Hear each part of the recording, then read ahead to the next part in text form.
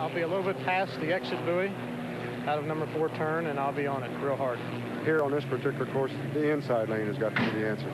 I found that in the last couple of races, by being on the outside and just making a super start, you can be at the first turn with them without the problems that you get involved with at the first turn, being caught on the inside. I've driven all the lanes this year, and the boat seems to do the best wherever it is, so I just mainly want to have a lot of boat speed and not be late.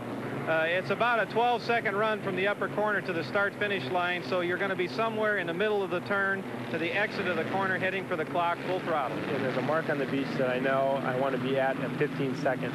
If I hit that mark at 15 seconds, I should be all synced and lined up for that start line to hit it exactly as the clock closes. And of course, that's the object. If you can get into that first corner first, boy, that's a big advantage. So every man knows exactly where he wants to be. We're in the final count now for the second heat of the World Division. But the Bud seems to be having a problem. Yes, Paul, he's not up to speed, and he's not in the right place. I don't know what's going on, but he's going much slower, and he's signaling. Kraftfeld signals something wrong on the Bud as the rest of the boats turn toward the line. The final 15 seconds on the count.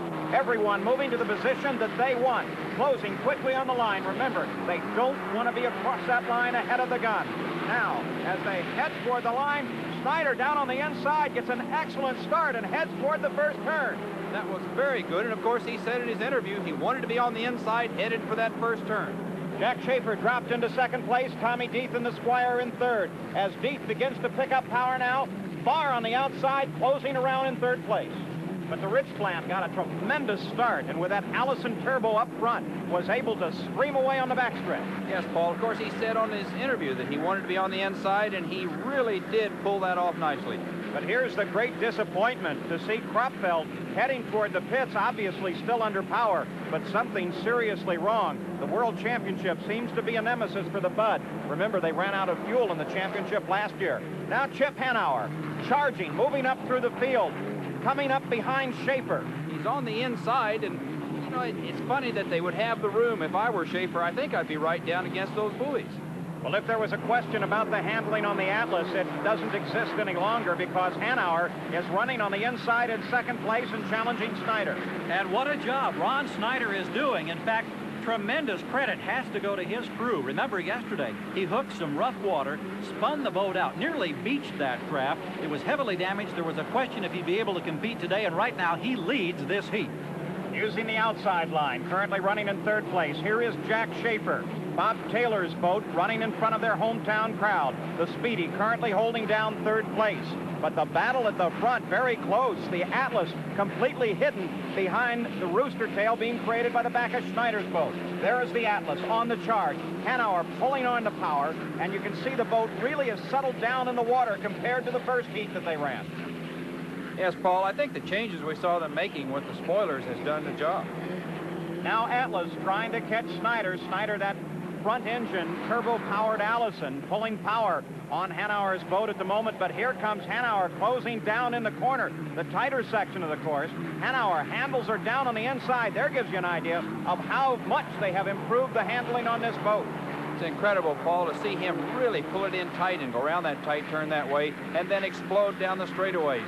Atlas is really running well. And a problem with Snyder's boat as he pulls to the side, perhaps as he came around that corner, they washed the boat down, and that would certainly cause a problem with the ignition. Now he picks up the power and underway, but several boats have gotten past the former leader. Chip Hanauer out in front, and here a most interesting boat. A year ago was only a dream for its owner, Jerry Shaineth, who talks about the Renault. Well, for the first time, I think we can call ourselves unlimited instead of copy time. My slogan years ago, to beat the Bud, was build a Bud. Well, that was fine for a year or so, but now we have got so much different competition with different power plants and different hulls. When we gambled and built a wood boat, people didn't think that the wood would be the way to go. Well, we've come out with probably the strongest boat. We have virtually not had to repair an inch of the boat itself because of its wood. We've also built a light boat, which has helped out. We've also brought the Allison engine, the aircraft engine, back into its own again. Whatever Shaineth and his crew is doing, it certainly is making a difference, and this brand new boat is performing well here in the hands of Milner Irving. They've come across the line in second place behind Chip Hanauer in first. But the real question, what's the problem on the Bud? What happened? I don't know. I just can't get it going. Dave thinks there might be a bad valve. Every time I start to get on a little bit, I don't have any power, but when I start to get on, it'll start backfiring. That's the way it goes sometimes. Yeah, it happens a lot, huh? Better luck next time. Yeah, at least I didn't hit the wall. There you go. One racer to another. Krupfeld has made it into the final round despite not being able to finish that heat, as has Chip Hanauer, Mill Urban, and Tommy Deep.